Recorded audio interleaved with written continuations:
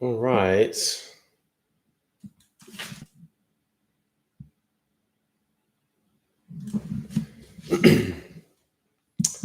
Okay. All right. Hello, everyone. Thanks for coming on.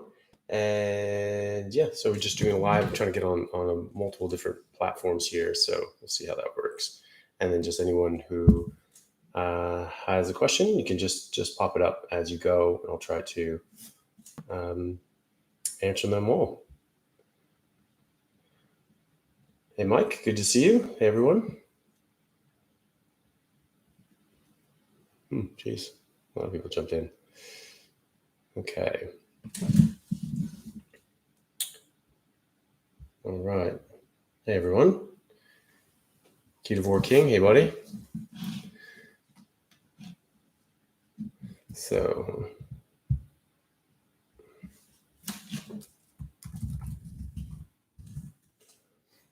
okay. So someone asked, how much butter to consume for high fat? Well, just as much as you need, really, just as much as your body wants. So you can go by how you feel, your energy levels, and also your stools. So if you're getting dry, hard stools that are, sort of uncomfortable, then you should probably eat more fat. If you're getting loose stools, you don't need to eat as much fat.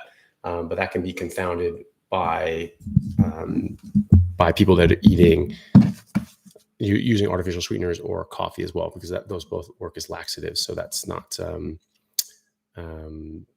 going to give you an accurate picture of just your fat content. Hello, Nashville.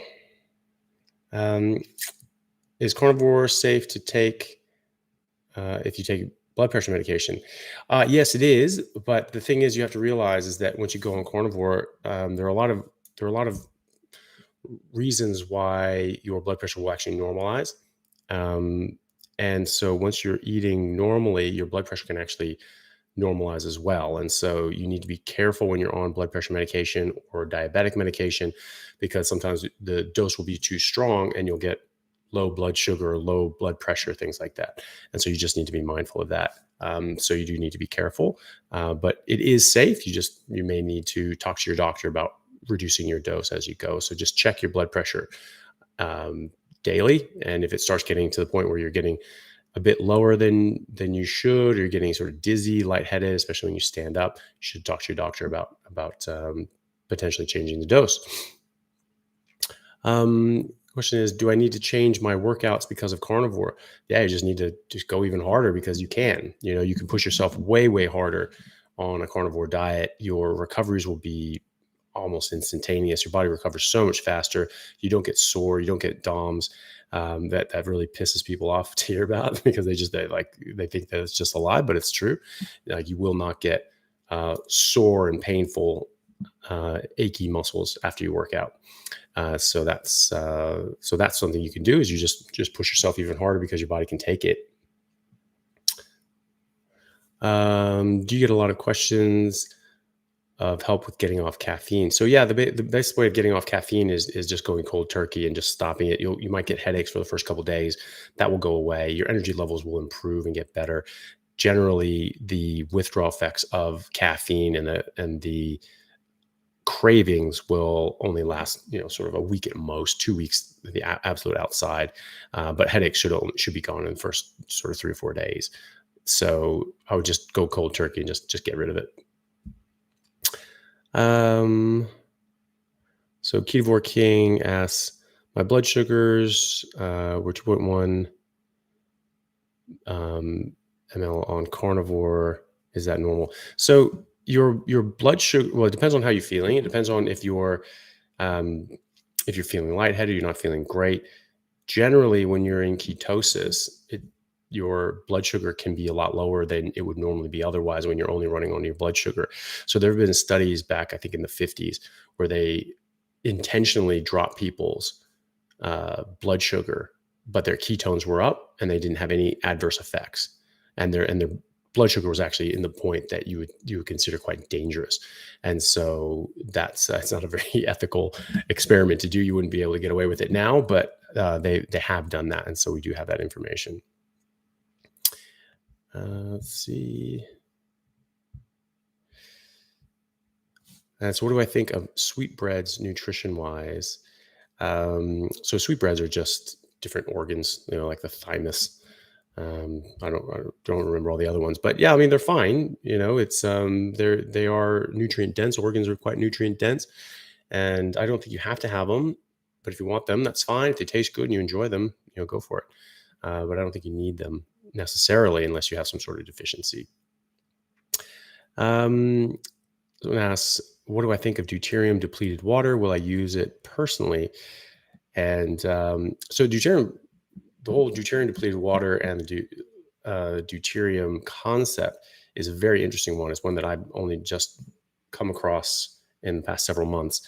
But I've spoken to some of the world's experts in that, and it makes perfect sense. My primary degree was in molecular cellular biology and biochemistry, and talking to these guys, it does make sense that this is going to have a significant effect in your body, and in fact it does. We've done these. Dr. Laszlo Borosh at UCLA, he's a professor of pediatrics there.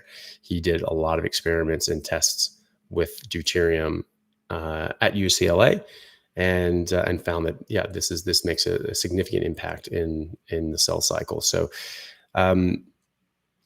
being in ketosis will lower your deuterium levels just by making molecular water that is deuterium free, and you'll excrete out excess deuterium. Deuterium is heavy hydrogen, so it's a hydrogen molecule that has a proton and it has a neutron, so it's twice the weight of a normal hydrogen molecule, and so you're making water with that, with heavy hydrogen, and so it just behaves differently. So that's something that I think is real. That I think that's a real thing, and it does matter. As far as drinking deuterium depleted water, it's difficult to come by. I think like rainwater will have depleted deuterium just by the virtue of misting out of the ocean, and then it sort of separates out some of the heavy water that way. And different latitudes going up to further north or further south, the rain will be even more deuterium depleted. So, I always sort of wondered if that's why people that drank rainwater and said they felt so healthy doing that, maybe that was something to do with that. Will I drink deuterium depleted water myself? Maybe every now and then. If I were to get something like cancer, I think I would. And because I'd really want to sort of attack this on all fronts. And that's something that these experts have seen in their studies to help. And so I think you get a lot of that from just being in ketosis and on a carnivore diet. But, if you have something horrible like cancer, you just want to sort of throw all the guns at it. Jim asks, do I have appointments in Perth? I do. I generally work in a clinic in functional medicine on the weekends. So that's at the Rendsburg Clinic in Mount Hawthorne, or the Hobart Clinic is also the name of it. And so you can try and book in there. And what do I think about eating breakfast sausage? It depends on the breakfast sausage. So, they're not all made equal. They can also be, there can also be a lot of sugar or plants added. So that's, it's not going to be ideal. So you want to look at the ingredients. You want to see exactly what's added in there. And if it's just sort of meat and salt, then that's fine. But it almost never is. They almost always have sugar and different spices and seasonings added. Oh, sorry.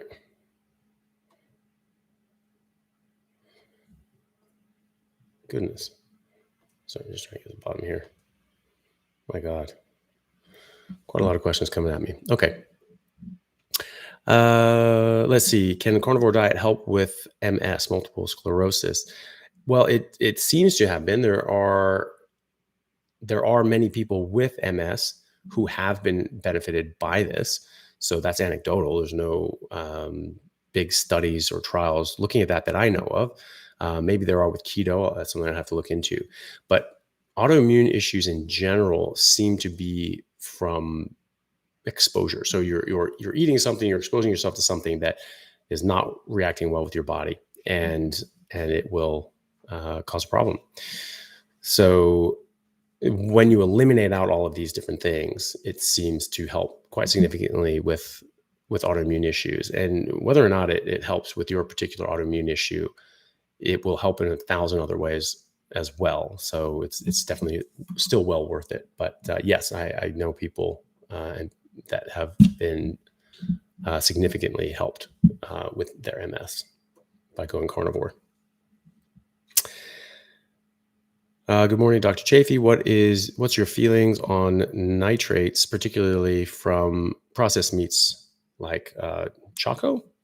I'm not sure what that is. I don't know what Choco is, but I'm not too worried about nitrates. You make nitrates in your saliva, and so that's and in higher quantities than you get in these processed meats. And everyone talks about how nitrates are so bad, but then say, oh, this is nitrate free. They just put celery powder in that. Well, the reason they put celery powder is because there are way more nitrates in celery powder than just the nitrates you add to it. So it's just a marketing scheme. They're just trying to, they're just trying to sell you something, and they're just trying to scare you off on something. Say, oh, look at this. It doesn't have nitrates in it, but it does. It uses the celery powder. But of course, it's a plant, and so plants are really good. But no, it's not something that I'm too worried about. The closer you get to just meat from the animal, and the better you'll be. And so I wouldn't be too worried about things like some little things being added in, but just eating whole meats and cooking yourself, you're going to do better in general overall. Okay, say I hear all about this carnivore diet and all the healing it does. Will it help Cushing's disease? That's a good question. I have no idea. I've not seen anyone with Cushing's disease try this. So that's an excellent question. That would be really good to know. Cushing's disease, true Cushing's disease, is like from a pituitary issue where your pituitary gland starts secreting more hormones. You start producing way more cortisol than you should, and you get all the problems from basically someone who's been on long-term steroids. So if you've been on not steroids like anabolic steroids, but corticosteroids like cortisol. And so you get hydrocortisone or prednisone, prednisolone, dexamethasone, all these things. People may be prescribed these steroids in order to suppress the immune system, but they have very, very, very harsh side effects on your body. And that's Cushing's. You can basically give yourself Cushing's disease. And so will that shrink down that pituitary adenoma and make it not produce all these hormones? I have no idea, but that is an excellent question. I would suspect yes, but it could be that it's already sort of hit. It's already changed the cells and started this process on that maybe is irreversible at that point. Generally, you have to do brain surgery. So we see these patients with Cushing's, and we put cameras up people's nose, go into sort of in the middle of their head there, and work our way through the thin bone between the nasal cavity and the brain and the pituitary, because it sits down in a little sac called the sella, and then we're able to sort of resect out that bit of pituitary that's over secreting these hormones. So I have no idea, but again, you have 1,000 other reasons to go on a carnivore diet. And you never know, it could help, but that is something that we'll need some more data on.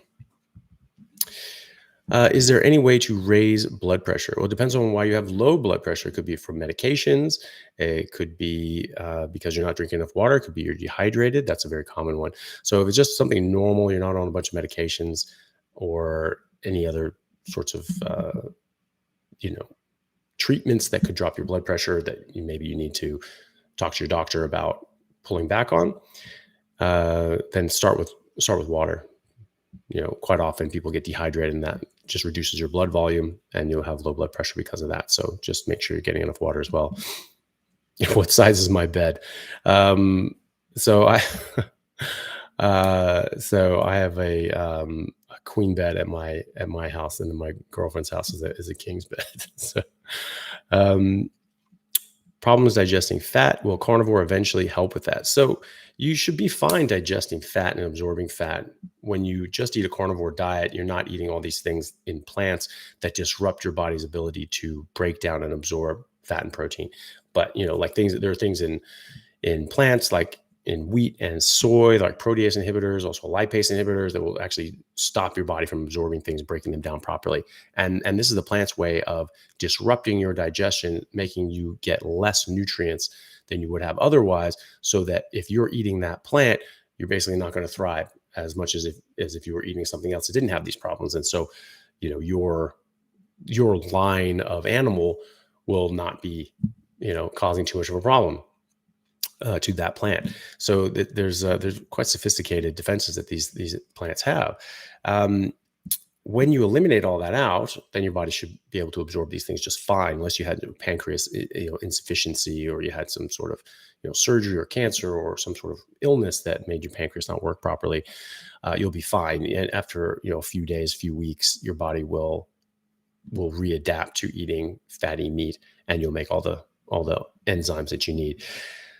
So it depends on what you mean by digesting fat. Some people say that they're getting diarrhea, they're not absorbing as much fat. Well, maybe you just don't need to eat as much fat as all that. Your body can only absorb a certain amount of fat because of the bile.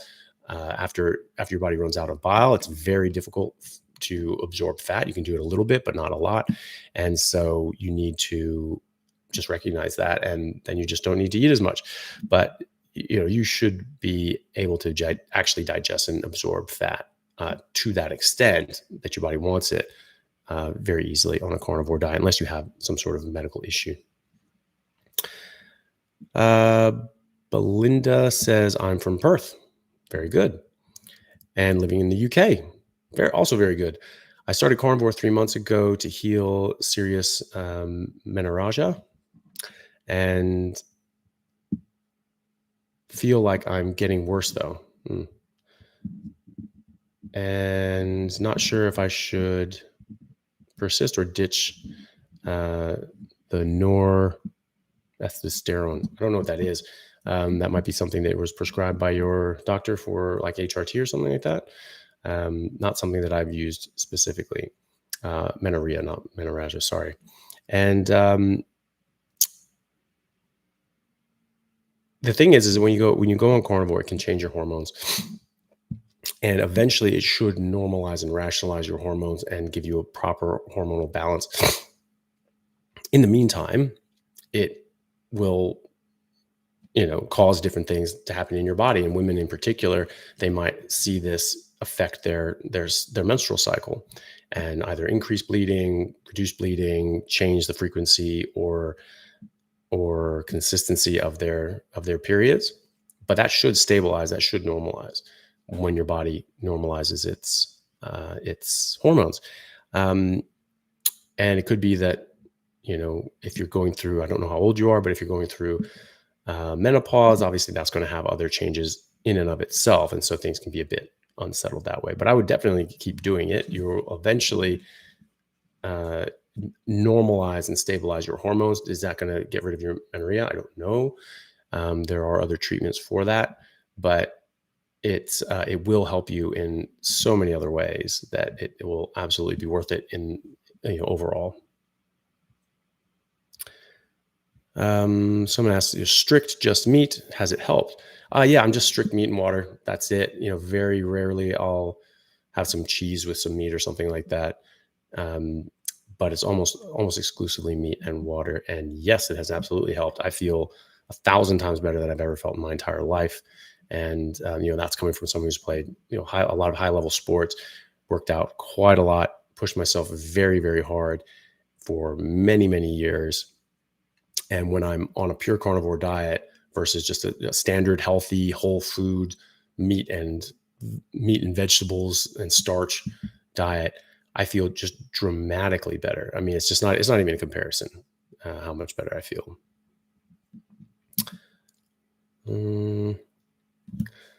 So let me see, that one was interesting. A friend of mine has type 2 diabetes with major pancreas issues. Will carnivore help? His doctor tells him to stay away from meat. The skeptic in me thinks there's no money in cures. I think you're right there. Exactly. Yeah, you can't sell uh, the idea of not eating certain things, right? Um, you can sell pills, you can sell insulin, and the idea of, like, the saying stay away from meat. Why exactly? I'll ask him why, to say, okay, what is your evidence for that? What is that based on? Where's that coming from? Because it's coming, straight out of his backside, because, like, there's no good reason to not eat meat. Especially, as a diabetic, what does that have to do with anything? Diabetes is blood sugar control. There are no carbs in meat. I mean, very few, scarce, amount. So you're saying don't eat, something that will not affect your blood sugar? What a stupid thing to say. And yeah, so I obviously disagree with that dramatically. Yes, to answer your question, yes, that will absolutely help their diabetes. This is something that, like, diabetes just uh, goes away. You could have permanent damage to your pancreas and not be able to make enough insulin. So you might actually be dependent on insulin, but it'll be a much lower amount of insulin. And many, many people who are insulin dependent type 2 diabetics come off insulin in a matter of months. There's a lot of work done by Professor Steve Phinney, who was a professor at UC Davis, did his, went to medical school at Stanford, did his PhD at MIT. And he's been studying ketogenic diet, and especially in the context of diabetes, for a very long time, and he's shown that this really does help. And then the other pancreas issues, I don't know exactly what pancreas issues those are, but I think that anytime you're eating your biologically appropriate species specific diet, your body's going to work better than it would otherwise, and so it's always of benefit to do that.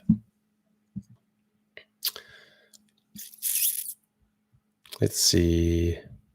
Do I still use the X3 bar, or did I go back to conventional lifting? I do still use the X3 bar.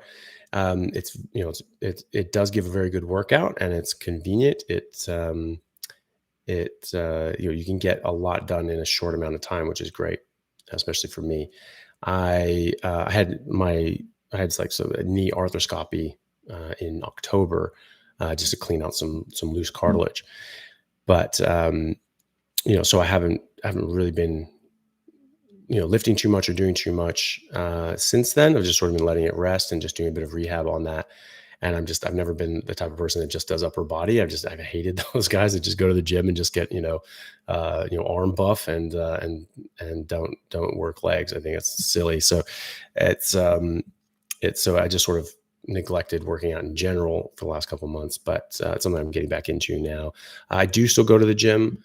There are things in the gym that you can do that you can work your muscles in slightly different ways that you can't really do on the X3 bar. But the X3 bar is great for the big compound lifts and getting most of the major muscle groups, and you work them very, very well. So there are a few things I like doing just at the gym as well, but I do still use the X3 bar, and I do like it. What principles do you use when creating a workout routine? Well, I just want to make sure I'm hitting all the muscle groups. I just want to make sure that I'm doing things equally. I want to work to fatigue. I want to push myself very hard, and then just try to make that consistent. Whatever you do, you just want to be able to do it consistently. So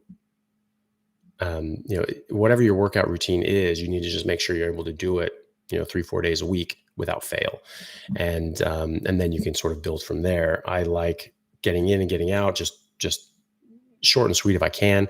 But if I'm doing a lot and I want to work and I want to push myself, then I might be there for actually like a few hours, which is hard to do because I don't have a few hours anymore. But when I did have more time, that's what I would like to do. So that's the main thing. Just try to hit every muscle group, alternate things, and just push myself, work very, very hard, and work to failure. I do like running and sprinting, hill sprints as well. I think I just get a lot out of that. I like feeling dynamic that I can run and sprint and chase someone or something if I need to. It's just your body feels good and healthy and dynamic, and so I like to work that in with weights as well. 3 weeks into beef, salt, and water, no change in psoriasis, no prescriptions. What is the average time frame to see symptoms regress? Should I still be trying to moisturize or apply anything? Psoriasis can take a while. Most people will see improvements in a few months. Um, I'm sorry that you haven't been having any benefits from that. It sounds like you're doing things right. If you're not using any seasonings or dairy or even eggs, people that have some of these issues need to be a bit more strict. But it's saying beef, salt, water, so that sounds like you're doing everything right there. I would just keep going, and it should sort itself out. It can just take a little longer, and just make sure you don't have anything else in your system or in your environment that are going to sort of contribute to this as well. As far as moisturizing and applying anything, maybe I don't. Psoriasis isn't something that I treat directly. I'm not a dermatologist, so I don't know what the best things for that is. Using like some e-beam oil or tallow to moisturize the skin, works for me, and it makes I feel I have healthy skin from that. So that might be something you can look into. But again, I'm not a dermatologist, so I don't know the best answer for that. How do I feel about collagen drink supplements? I don't think you need them on a carnivore diet. You'll get plenty of collagen, you'll get plenty of protein, you'll get plenty of the essential building blocks for collagen. You don't need to do it. I have like a collagen protein shake sort of thing from Equip Foods that basically I just use if I finish a workout and I don't really have time or the inclination to cook and eat directly after, but I want to get some protein in or something like that, and I'll just sort of take that. I don't know if it does anything good. You'll get a lot of collagen and a lot of the precursors for collagen just from eating meat. So if you're eating a carnivore diet, you really don't need it. Would I recommend carnivore for a man whose hematocrit is slightly elevated due to testosterone pellets? Yes, I would recommend carnivore for absolutely every human being in any situation, because I truly believe that the evidence shows clearly that humans are carnivores biologically, and that is our biologically appropriate species specific diet. And so anyone is going to benefit from that. Is carnivore good for PCOS? I'm not losing much weight. It absolutely is. Just any sort of ketogenic diet is very good for PCOS. There are a number of causes of PCOS. However, a major one is just from elevated insulin. So your insulin goes up, and that blocks the conversion of testosterone into estrogen in the ovaries. Not everyone knows this, but women make testosterone first, and then that is converted into estrogen in the ovaries, and higher levels of insulin will block that. They'll block that conversion over. So you'll end up with too much testosterone, not enough estrogen, and you can develop PCOS as a result of that, and all the problems from that, and infertility and so forth. So just getting off the carbs will help that generally, if that's what's causing your PCOS, right? Because there are other things that can cause it as well, but it generally will. I would just stick with it, and and then just see how you go. You'll benefit in a lot of ways as well. The weight, I wouldn't worry too much about that. Muscle weighs more than fat. A lot of people will put on muscle and lose fat, and their weight won't change too much. So don't focus on the scale. Focus on your health. Focus on how you feel. Focus on your energy levels, and just go from there. The weight will come. The fat will go off. It may take a while, but it will happen. Just focus on health first, because that's really what this is about. Would 80-20 be a good way to go for a 60-year-old woman having a hard time losing weight? I assume that means 80% calories from fat and 20% calories from protein. Yes, but some people have a different demand for fat. You want to get enough fat, you want to get enough protein, and so that may be different for you.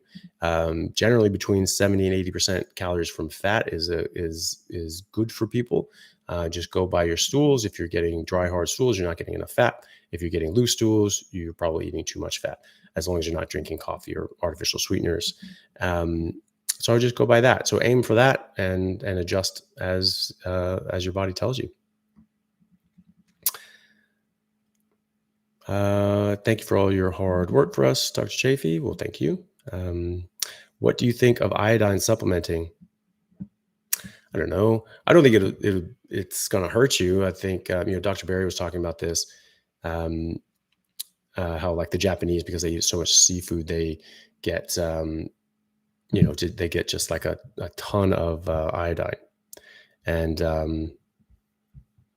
so they're not really having any problems with that, even though they're getting quite a lot of iodine, much more than other people would. And so I think that supplementing, I don't think you're going to hurt yourself, but a lot of people on a carnivore diet don't supplement iodine and seem to do just fine. I haven't really supplemented iodine, but the thing is, you can test these things, and if you have an iodine deficiency, or maybe your thyroid is not up to snuff, it might be that having a bit of iodine is of benefit. Sometimes there is going to be different amounts of iodine in your food, depending on where you are as well.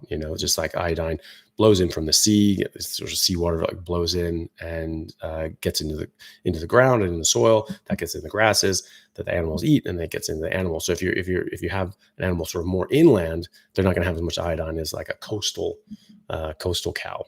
So just so if you have a deficiency, supplement with it. If you don't, I don't think you need to.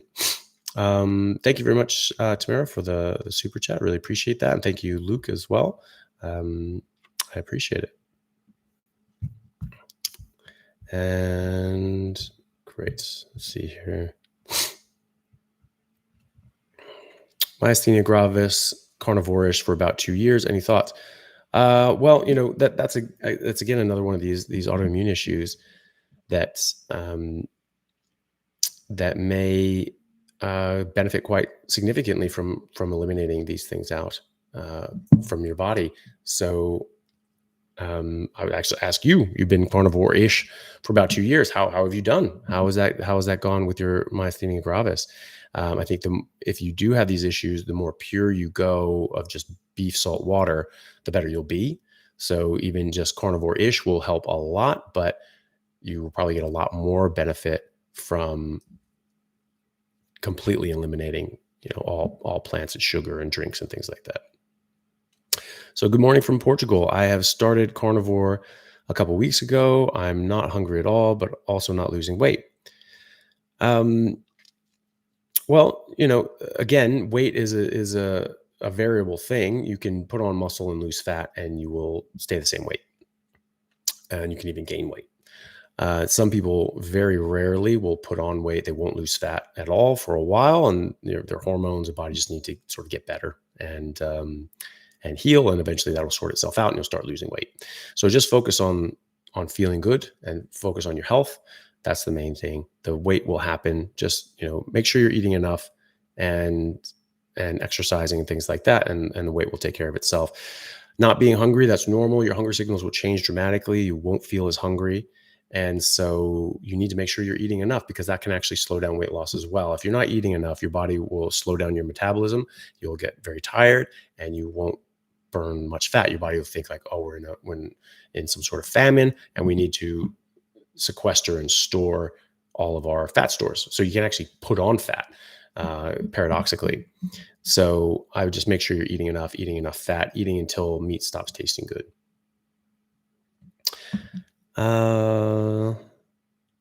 McCarthy asks, good morning from Florida. Good morning.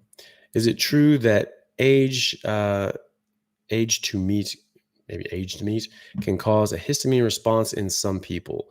I am waking up in the middle of the night with joint pain in my fingers, which I've never had before. 3 months carnivore. That's weird. Yeah, I wonder exactly what you're eating.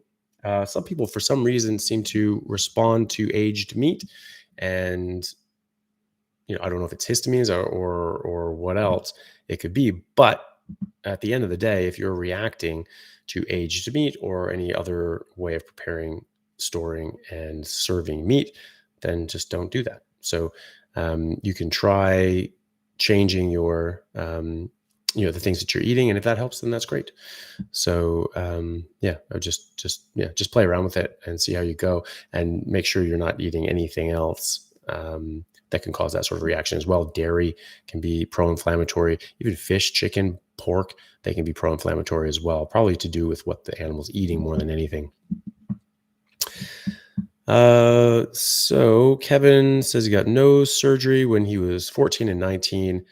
Since then, his nasal mucosa is extremely dry, suffering from suffocation, unfortunately. Nasal moisturizing with infrared light helps mucosa. Oh, sorry to hear that. That sucks. I've broken my nose a number of times, more than I can count, because I played an entire season of rugby with a broken nose, and it just kept getting broken every single game. Not like once, but like 30 times, because every time I make a tackle or get into contact, you just smash it more and more and more. And so that was not fun. And I've had a few surgeries just so I can breathe properly out of my nose. And so yeah, my sinuses don't work very well either. I don't know much about infrared light with the mucosa, though. It's not something I've tried or looked into, so I don't know if I can help with that. What is the best cut of red meat? Trust provides the most B vitamins and fat. Maybe which provides or that provides. So the best cut of meat, red meat that provides the most B vitamins and fat. Well, most of the skeletal muscle meat will have a similar complement of vitamins and minerals, and the fat will vary. So you can just get fattier cuts, like a ribeye, brisket, and things like that are all much fattier.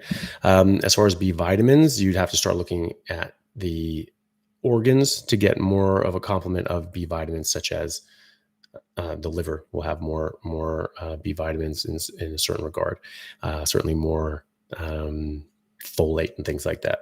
So so if you need more B vitamins, you should look into the organs as well, but don't overeat them, because you can get too much, and too many vitamins is just as dangerous as too few vitamins. So be careful with that.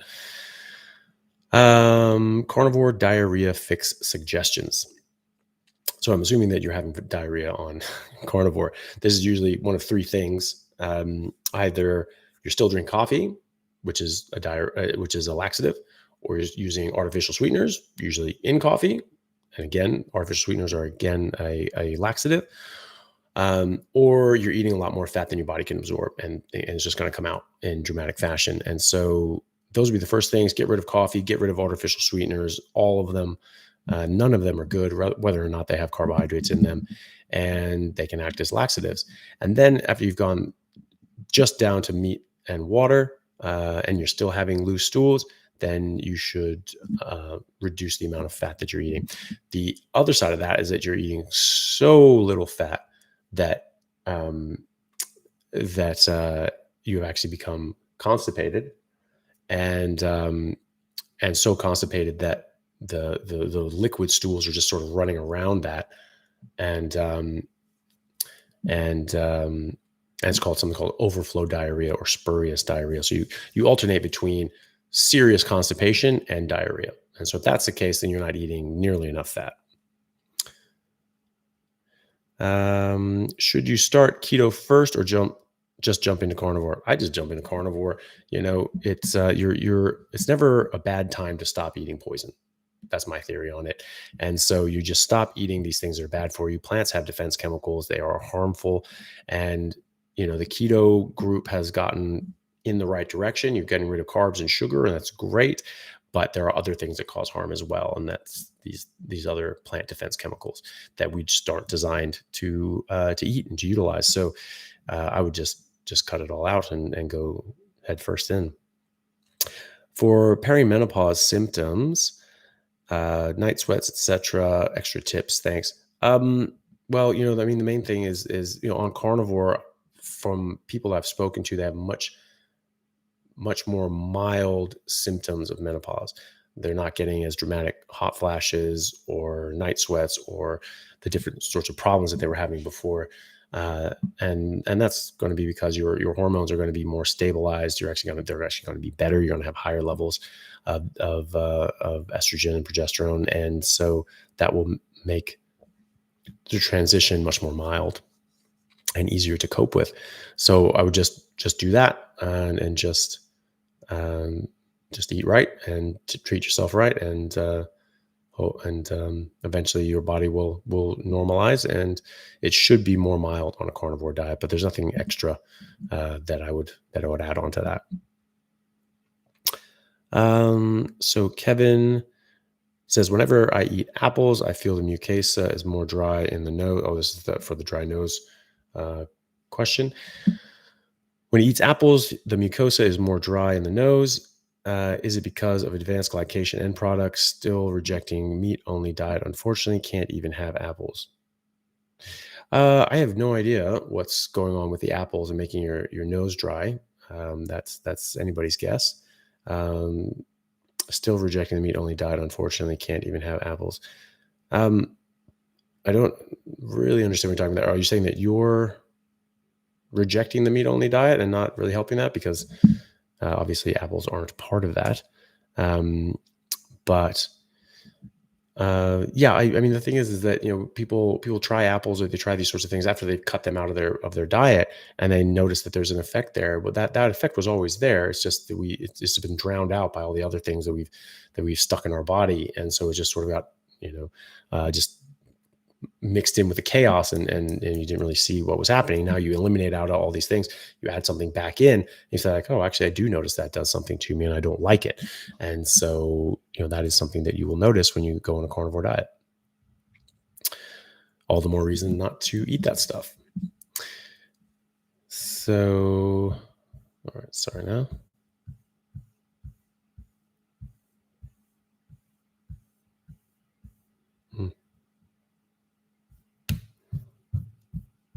Sorry.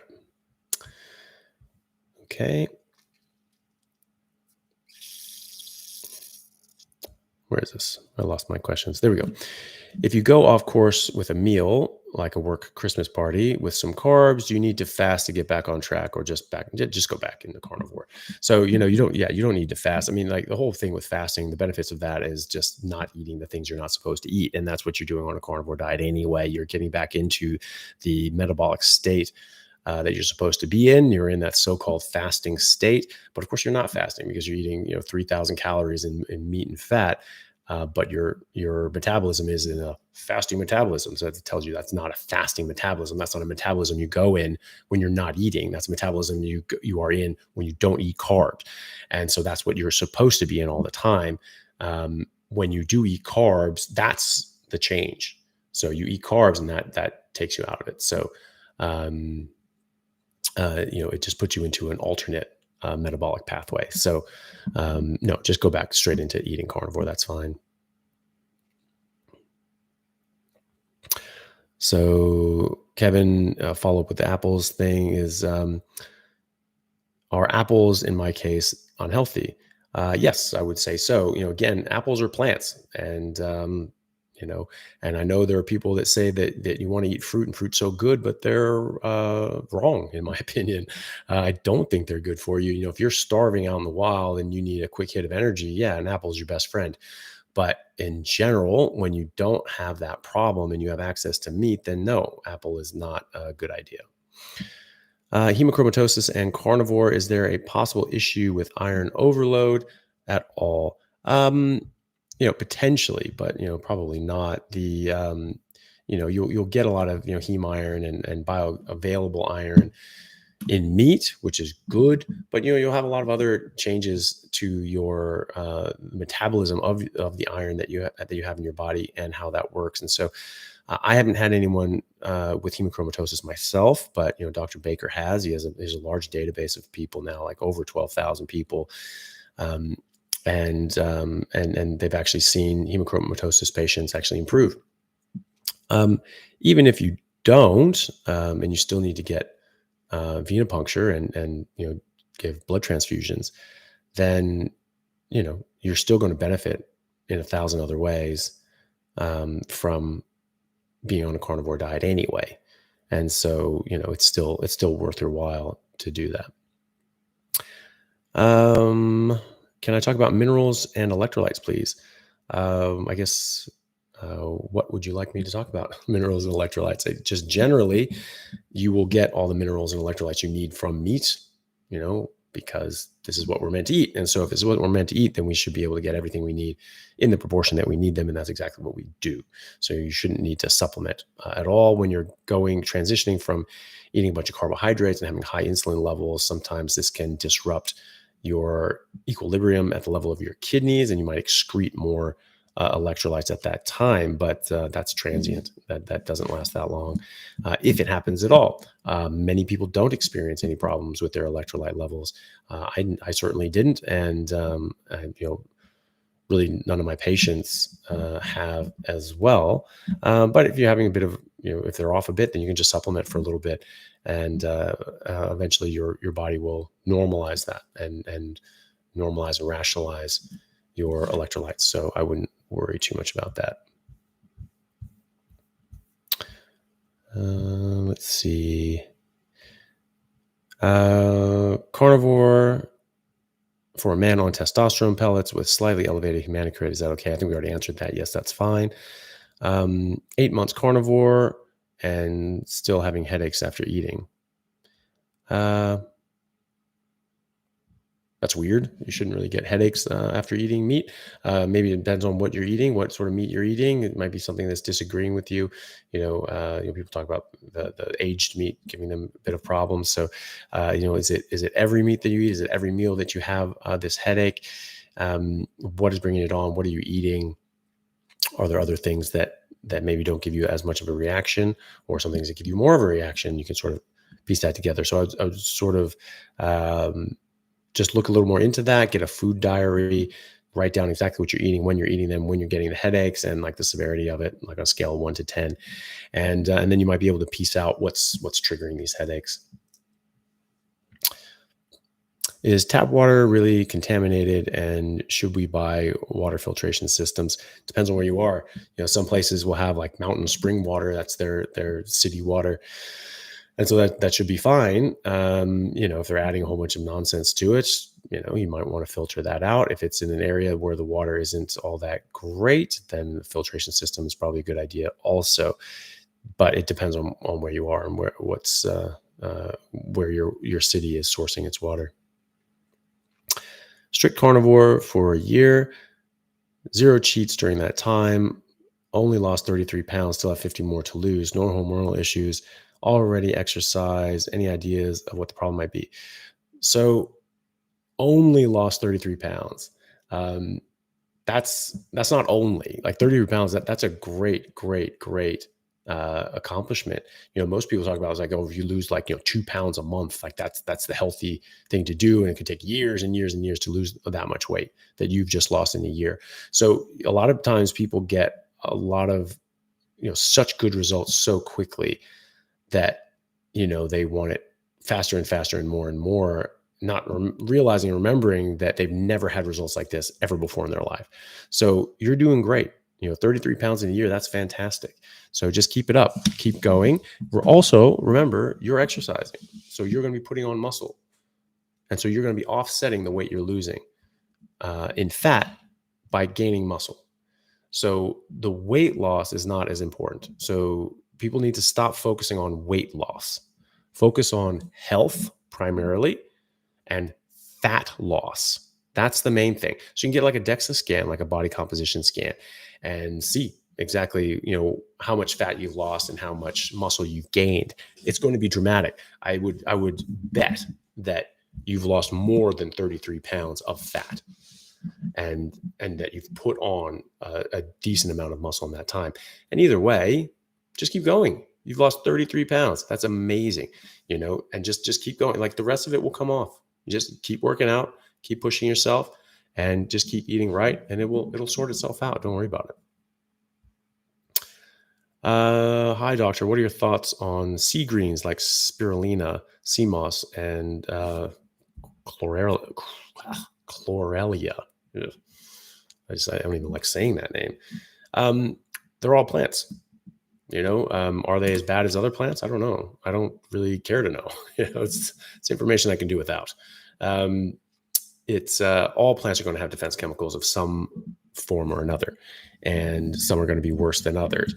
None of them are things that you need. There's no nutrients in plants that you have that you cannot get from meat. But there are tons of nutrients that you can only get from meat that you can't get from plants. And there are things in plants that can cause harm. So, are those sea greens less bad than others? If you're out on a desert island and, you're just struggling to survive, are those a good option? I don't know, maybe, but you don't need them, and they will have defense chemicals. So I would just abstain unless you're in a situation where you don't have the choice. But yeah, I would just eat just meat and water. I don't eat any plants. My hard rule is no plants, no sugar, nothing artificial. And that goes for sauces, seasonings, and drinks as well, because they're all going to have some form of defense chemicals. And so I just don't want any of that stuff in my body. MK says, I'm 6'1", 180 pounds, and eating when hungry and stopping when full, but not eating a lot. Is that normal? And going to the bathroom only once a week. Yeah, that's all normal. Just eat when you want to, and keep eating until meat stops tasting interesting.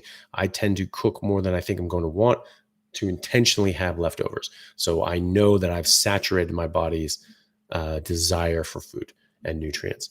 And that should be fine. And yeah, you'll only go, once, maybe twice a week, because you're going to be absorbing 98 to 99% of the meat that you eat.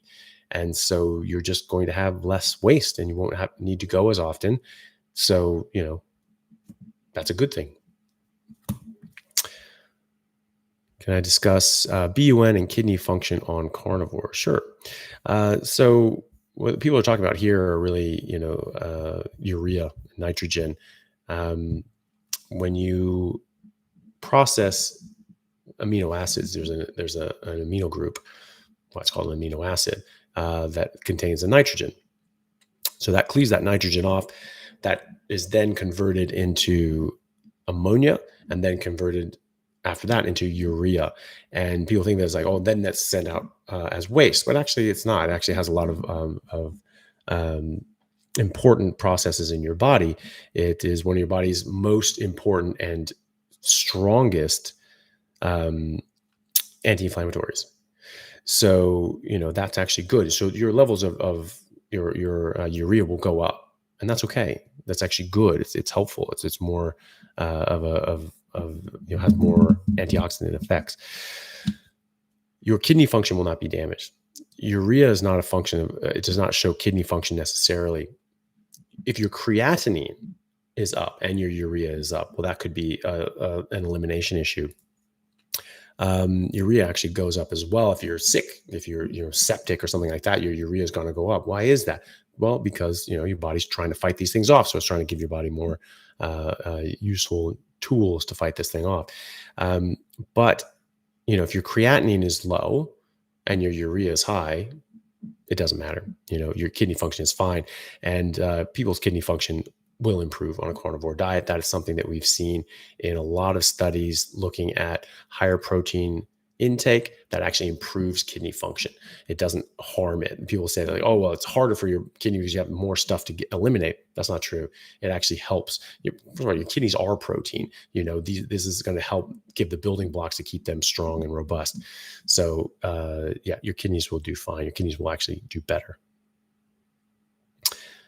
Where are we going? There we go. I have a very low heart rate at the moment. Will carnivore help? Well, I don't know. I mean, it may not even be a problem.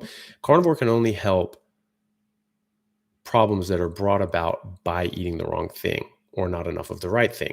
And so it will fix nutritional deficiencies, and it will eliminate out different toxicities and foods that will disrupt your body's normal workings. And so if your heart rate is as a result of something that you're eating, then yeah, that can help. But some people just have a lower heart rate, and that's not bad. They don't have symptoms from that, and and that's just normal for them.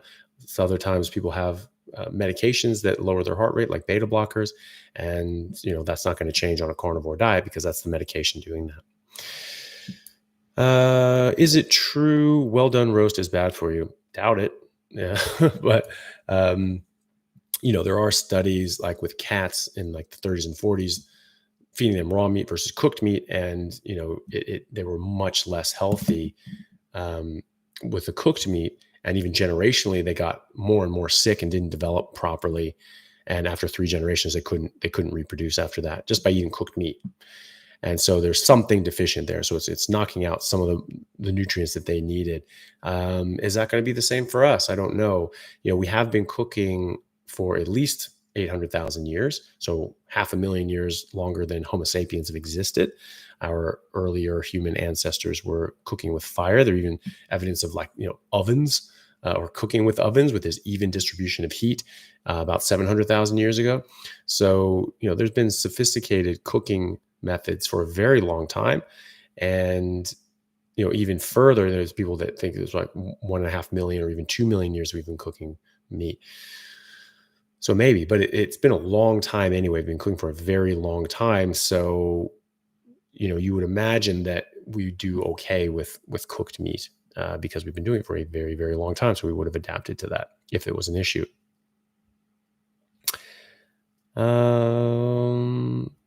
That being said, I do find that I just enjoy the flavor of raw meat or blue steaks a lot better now too. So I just go with what makes you feel good and what tastes good. And if you're not feeling as good when you're cooking things more well done, then don't cook it as well done. What is the best way to avoid protein poisoning while on a carnivore diet? Just by not eating too much protein. Generally, a good rule of thumb is you don't want to be getting anything more than like 4 grams or 4.5 grams, per pound of body weight. And I think it's per pound. It might be per kilo, but I think it's per pound. So that's a lot of protein. That's a ton of protein. It's very hard to do. And so you just, you get enough fat, that'll replace that. So, you do need fat. You do need protein. So you need to get enough fat and you need to get enough protein. And so just don't get like ludicrous amounts of just completely lean meat, and you'll do fine.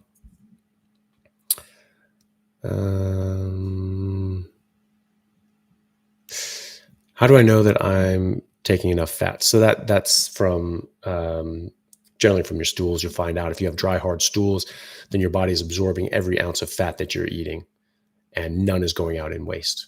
Okay, so it's that little extra that's going to keep your stools soft and give you normal soft stools. And otherwise, if you're absorbing absolutely all of it, well, that might be just enough, or it might be that you're not getting enough. And so if you're getting normal soft consistency stools and you're not drinking coffee, you're not using artificial sweeteners, you're just meat and water, then that you've saturated your body's ability to absorb fat and a little more. So that you have enough. And so that's what I do, is I just look at that. And and just because you can only absorb fat with bile. Your body makes a certain amount of bile. I think that's physiological. Physiologically means that's how much fat your body wants to absorb. Your body's very efficient. It's very selective. It's not going to waste energy or materials building something like bile just for the heck of it. It's doing that for a specific purpose. It wants to absorb fat. And so, after a while, it just says, okay, this is how much fat we want. So I trust my body. I trust my physiology. And so I think you can just go on that. Should we pay more attention to anecdotal evidence? Well, I guess it depends on what anecdotal evidence that you're looking at. One person having one example is, it's interesting, but it's not necessarily something you should change your life over. Um, but if you're seeing hundreds of people, thousands of people with the issue that you have, fixing that problem, that's something you should probably pay a little more attention to. And the anecdotal evidence that is most important and that you should trust is you. So if you do something, you go on a carnivore diet and this is helping you and your body's getting better and you're getting healthier and your autoimmune issues or your diabetes or your whatever is improving, that's all that matters. That's the only thing that matters, is if you're getting better, you're getting healthier, and you're coming off medications. That's it. That's the only thing that really matters. And yes, that's anecdotal, but who cares? It doesn't mean that it didn't happen. So it depends on the anecdotal evidence, but if you try something with your body and it helps your body, then yes, you should pay attention to that. Many carnivore advocates promote grass-fed meat. I'm wondering if grain-fed meat is harmful long-term. Doubt it. I mean, I mostly just eat grain-fed. I like grass-fed. I actually feel better on grass-fed, especially like older cows, that way more nutrients, way more flavor. They taste so good. I got a 10-year-old cow that was just grass-fed its whole life. It was the best meat I've ever had in my life. And I felt just supercharged all the time when I ate it. It was amazing. It smelled different too. It was amazing. Had much more beefy flavor as well. That's more nutrients that you're tasting. And, but the vast majority of what I eat is just grain-fed, grain-finished, I should say, meat, beef, because that's what's accessible, because that's what I have access to. But so I don't think that you're going to have too much of a problem with that. But just go with, what works for you. And if you like grass-fed, grass finished, and that's something that you have access to and you can afford, then, go for it. Make sure you get enough fat. Fat's very important. So if you're getting that, the grass-fed stuff, they're going to be more lean, because that's why we give these things carbs and grains, is to make them fat. That's what we do to cows. And that's what happens to us. People don't get that. We literally give cows and sheep grain in order to fatten them up. That is a known response. Animal husbandry and animal nutrition is actually quite a robust science, because you can actually do randomized controlled trials with it throughout the entire course of an animal's life ethically. You can't do that with humans. And so everything's sort of, gleaning information off of like surveys and stupidity like that in nutritional and human nutrition, which is not even a soft science. It's just a joke is really what it is for the most part. But animal nutrition is an actual hard biological science, and they can actually do real robust studies with it. And they have, and you give them grains and carbs, they get fatter. That is what happens. And so, people say, oh, well, there's this study and this survey and, this epidemiological nonsense of people that ate carbs and did this, didn't actually change anything. I don't care. I don't care what you say. That study is garbage. It's weak evidence. The animal models or the animal nutrition studies, they're actually like real randomized controlled trials that you can do with thousands of participants, and you can see exactly what happens. And then you can, slaughter them and check the body composition and the fat content and the marbling. You know exactly what's happening, and you know how to do it, and it's reproducible. Sorry, buddy. Like that's what's happening. Carbohydrates and grains make you fat. And that is why we feed them to animals. And that's like, people talk about the gladiators as well. Oh, they ate a whole bunch of grain. They call them grain eaters and things like that. It's just like, yeah, they ate grain so that they could become fatter. That was why. So get more abdominal fat, they get more fat around their viscera and on their body. So if they got stabbed, you're much less likely to hit a major organ, because if someone's like lean and there's not much fat around the organs, well, knife goes into your gut, it's hitting an organ, right? Whereas if there's a bunch of fat there, it's less likely to. So that was actually a preserve. That was a life preserving action there, was to get fatter, So yeah.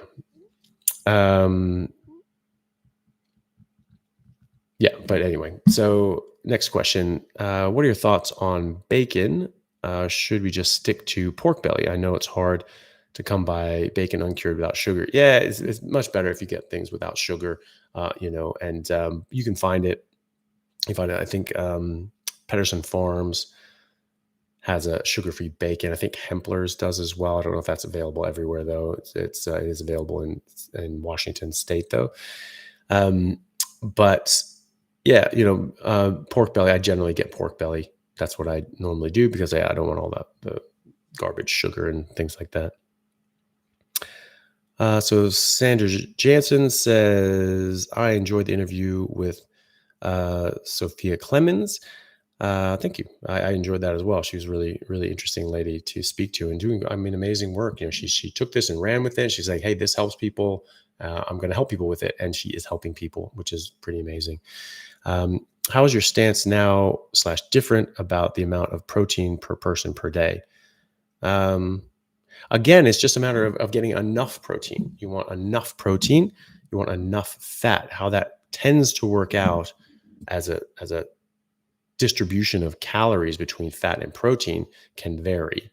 But if you're a big guy with a lot of muscle and you're working out a lot, you're going to need more protein than someone who's a slender girl who doesn't work out a lot. Like your protein demands are going to be different, and your energy demands are going to be different. So it just needs to be individual. So you need to get enough protein. You need to get enough fat. It's not necessarily about the percentage split. It's about getting enough of it. And so just get enough protein, enough fat. Your taste will tell you a lot of that. And so you just need to listen to your body and make sure you're getting enough food.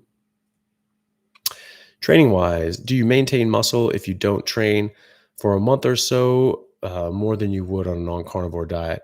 And do you gain muscle any quicker than non-carnivore? I don't know. This is me not working out for the better part of a year. That's dead ass accurate.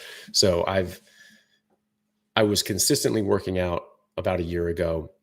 And then I was put into quarantine and lockdown and all that nonsense. And then just sort of got out of the habit, was sort of working out maybe, once every week or two. And then there were work got so busy. And then I started doing the podcast that got more, time dependent. And I just didn't work out. I didn't work out for months at one point. Your body does maintain its musculature and body fat percentage without having to work out. I'm not as muscular as I would have been. I would be, probably another, 10, 15 pounds of muscle bigger than I am now. And probably a little leaner as well. But, for the most part, it stays, and for a month, 2 months, you probably wouldn't notice too much of a difference. It would stay pretty consistent. But it slowly ebbs off after that. And and you can put muscle back on way quicker. It is so much easier to put on muscle. I was putting on quite a lot of muscle whenever I get back into the gym and I just consistently work out. I mean, it may sound crazy, but I could put on like a pound of muscle every time I work out, which is just crazy. That's just an insane thing to say, but that's what I was seeing on the scale. And so, yeah, it's night and day difference. Michelle says, I struggle a lot with what to eat when I'm in a hurry or don't have the energy to cook. I often end up turning to things my family has on hand, like sausage or chicken nuggets. What is the least bad?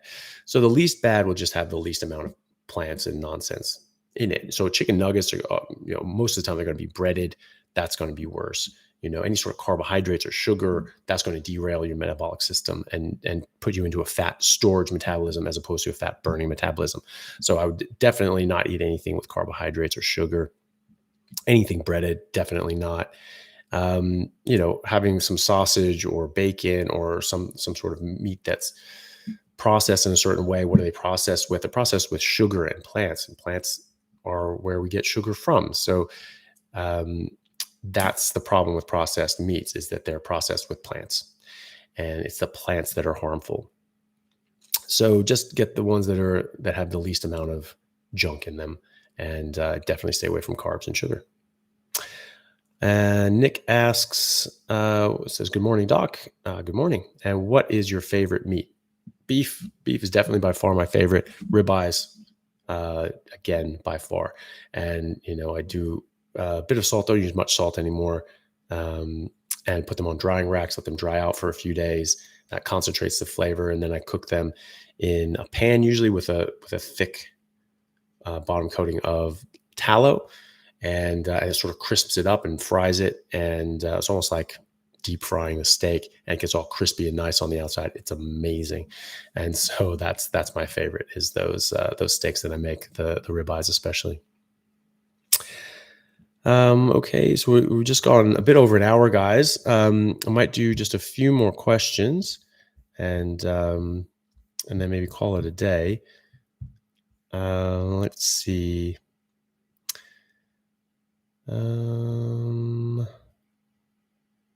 Where is it now? Okay. I ate a lot of organ meats and had very high ferritin levels. How often do you test your iron and donate blood? Oh, that really depends. First of all, your ferritin can be like an acute phase reactant. So it can be a marker of inflammation in your body. It's not just the amount of iron that you have available in your body. So if you're sick or you have inflammation or there's something else going on, your ferritin levels can go up or they can go down.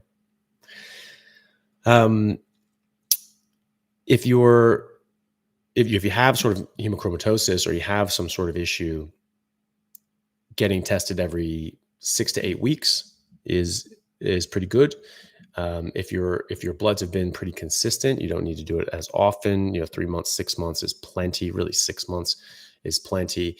Once you get stable, once a year, maybe. If you're feeling unwell and you think there's a problem, then you get tested, and you get tested earlier than that.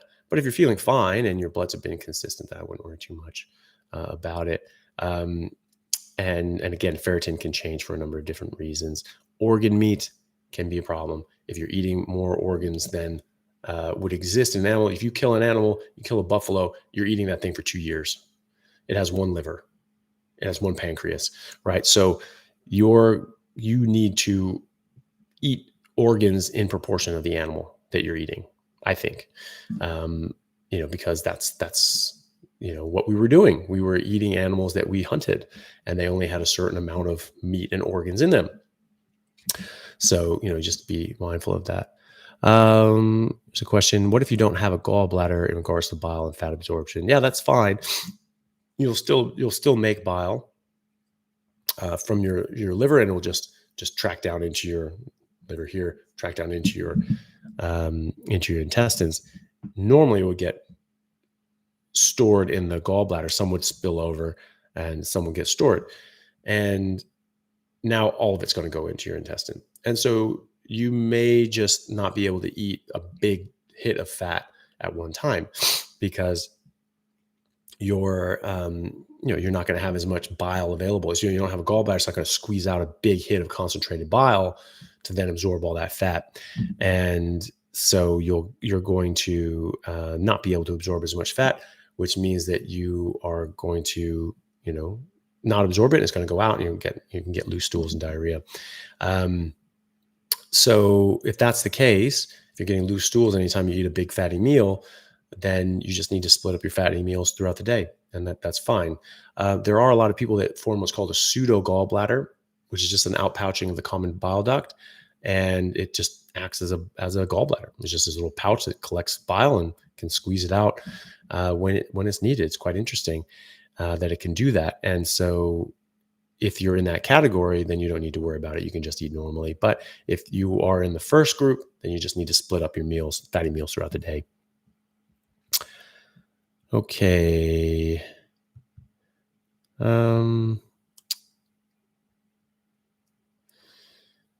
Any other ideas for a quick, easy carnivore meal? I don't like the taste of unseasoned or dry meat. Well, you can add salt then, if salt helps things taste better. But just eggs and meat, everything's just really just whole meat, whole foods is really the way to go. There are a bunch of different recipes. Actually, just got a carnivore cookbook sent to me by Maria Emmerich and her husband, who I'll be speaking to probably next week, and talking about that. And they have a cookbook out, a carnivore cookbook. So you can have sort of different ideas from that. But for what I do, I like to keep it simple. I just make steaks, ground beef patties, eggs, things like that. Works great. It's good food. It's good for you. Tastes good. A little bit of salt to taste if you want it. And the longer you do carnivore, the more you will really come to appreciate the taste of meat, and you just want meat. That's what you're going to want. And so you'll just enjoy that and appreciate that. And yeah. Someone asked me, do I only eat beef? Do I eat other animal protein sources, eggs, dairy, or fish, and chicken? Yeah, mostly beef. But sometimes I'll have a bit of chicken. Sometimes I'll have a bit of pork or lamb.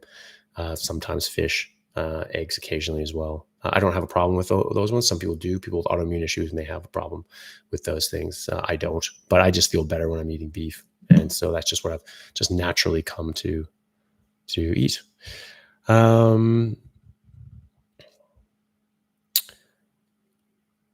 Dr. Chaffee, I watched your talk on the Low Carb Down Under titled Plants Are Trying to Kill You. I immediately sent it to all my workout buddies and family. Well, that's awesome. Well, thank you for that. Thank you for sending that.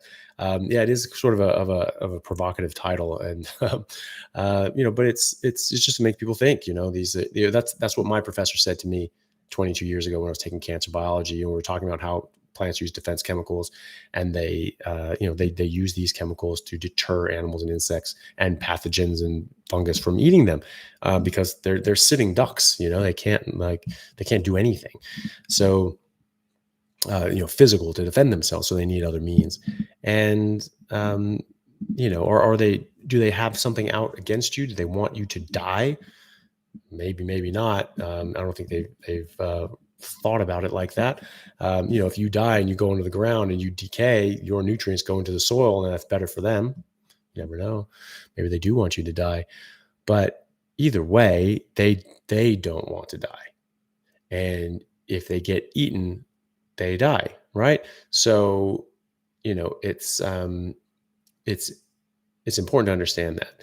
And it's important to understand that there are more than just one bad thing in the world. There's more than just, it used to be fat and cholesterol, but there's obviously other things. And fat and cholesterol aren't bad for you. They're very good for you. So, and now, the keto group has been saying, oh, well, carbs are really bad. Yes, they are, but they're not the only ones. And so that's, Low Carb Down Under group. That's a group of doctors in Australia and in America.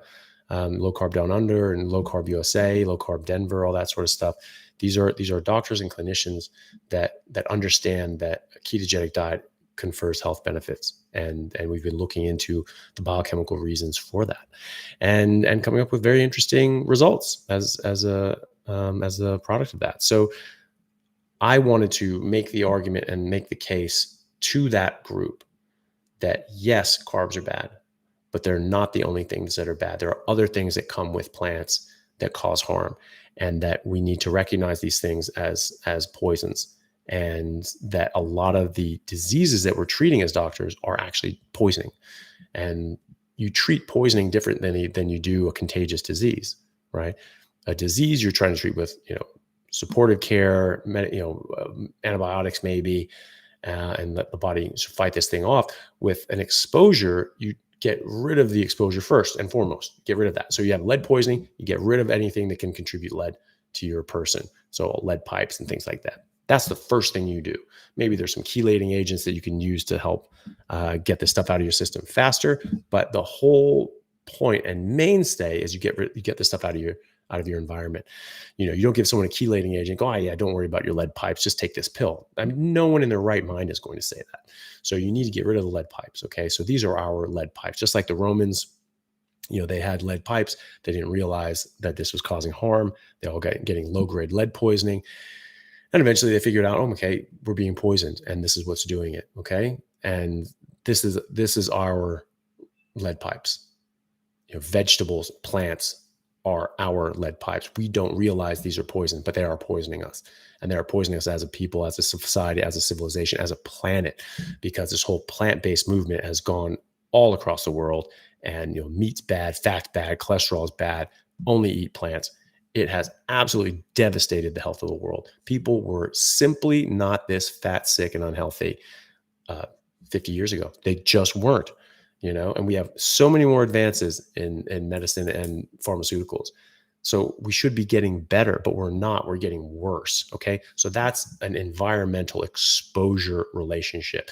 And so I'm making that case to a lot of doctors and clinicians that this is what it is. This is an exposure, and that we need to sort of consider that when we're treating patients. And thankfully, it was quite well received. And a lot of doctors came up to me afterwards and was like, they really liked the talk, and they were like saying like, "Oh my God, I never want to eat a vegetable again." And so it was good. So it had its desired effect. It at least made people think a bit more. And there's a lot of people in the keto space or just nutrition in general that have now had to make things saying, "Oh yeah, that's bullshit, and here's why." Just fine, they can do that. But at least it's creating a discussion and making people have to address it and have to think about it. And even though they don't think about it and they haven't really addressed it, they're just saying, "Oh well, I know better." They haven't actually looked into it. They haven't said like, am I missing something here? Am I is there something to this? They didn't do that. A lot of these people that just dismiss it have not done that. But they should. But at least they've had to address it. At least they've had to bring it up. And so I'm glad that it's had that effect anyway. Okay. All right. I might just pick one more question, guys. Here's a super chat. That's a good one to end. I won't neglect that. Thank you very much, Ariel, for the super chat. They ask, could eating liver help with histamine intolerance? Are you worried about improper zinc to copper ratios eating only muscle meat? No, I don't think there's a problem with just eating muscle meat. I basically only eat muscle meat. I almost never eat organs or liver or anything like that.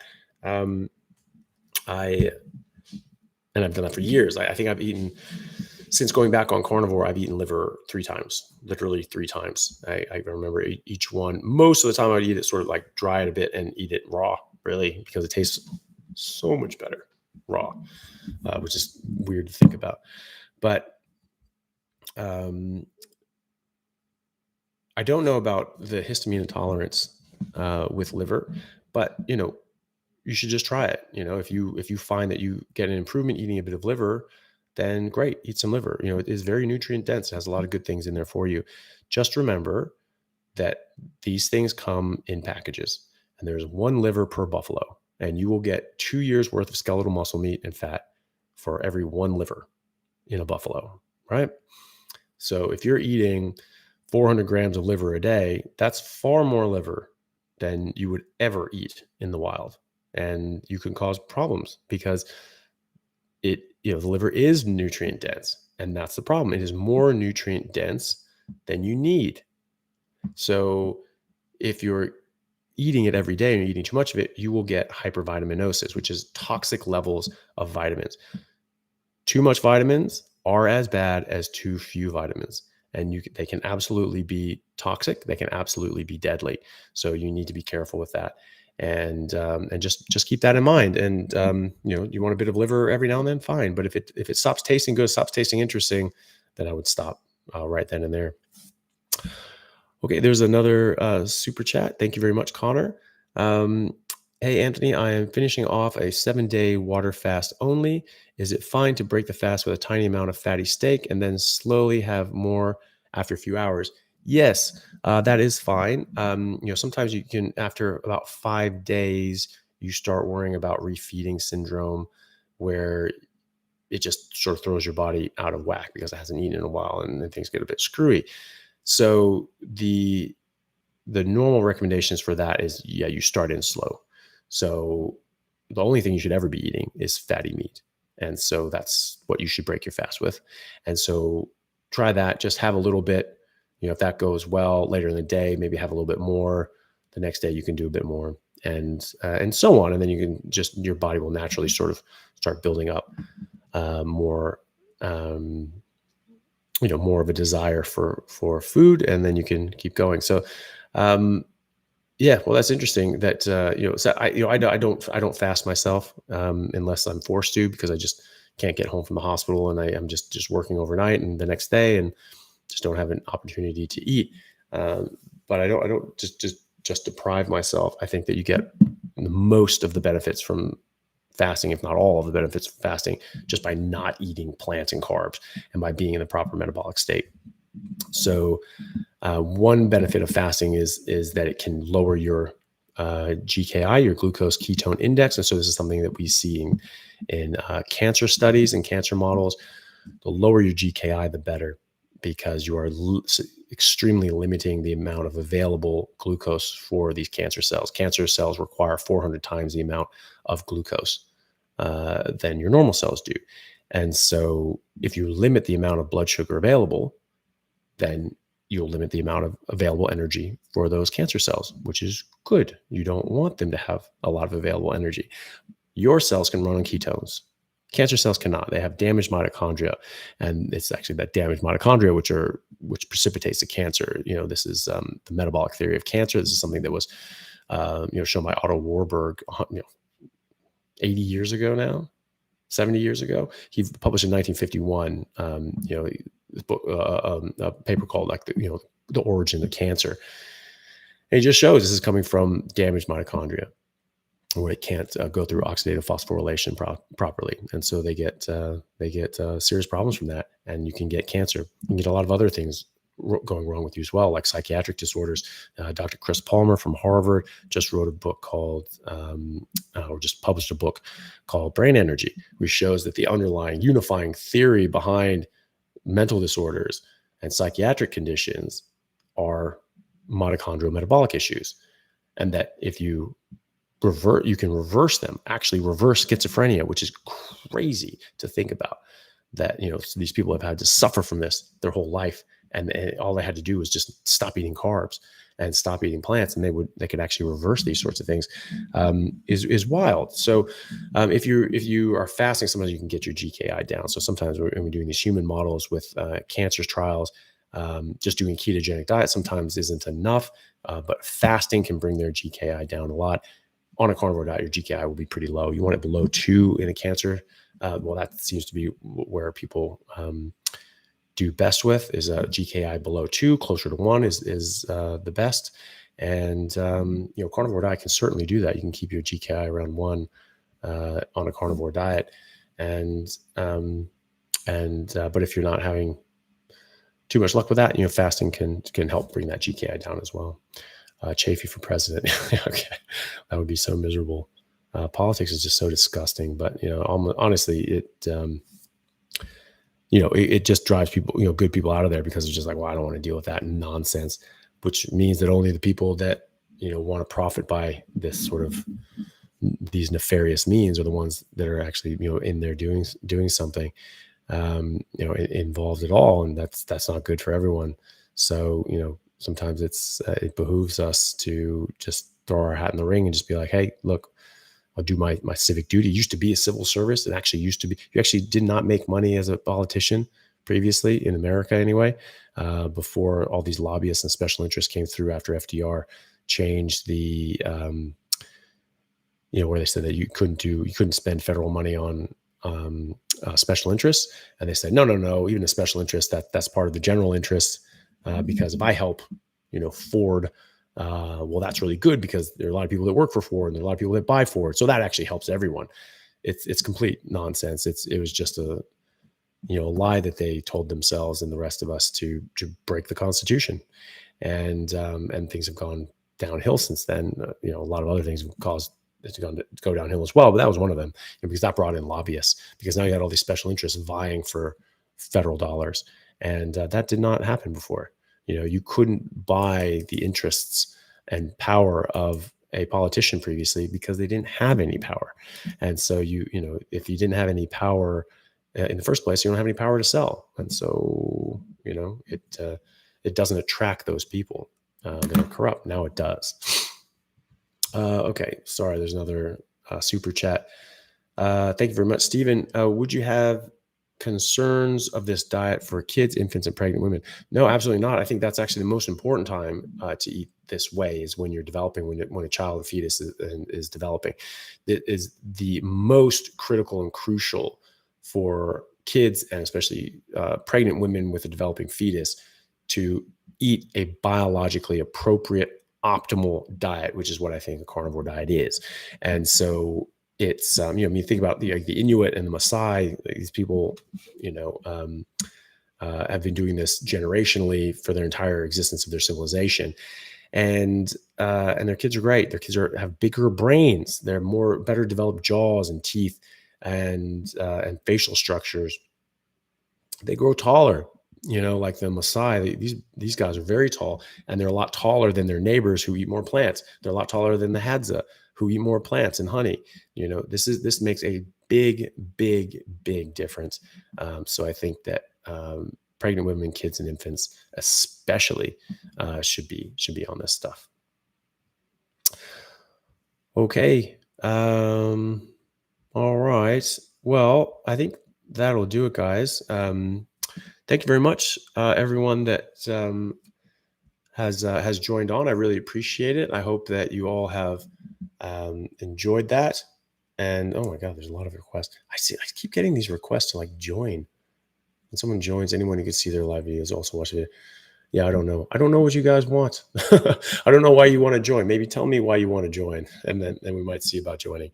But yeah. So I hope you guys enjoyed that. I hope you guys got something out of it. And sorry I wasn't able to get to everyone's questions. Maybe we might keep those questions around and address those at other times as well. But I'm going to try to do these lives pretty regularly, at least every other week on Thursdays.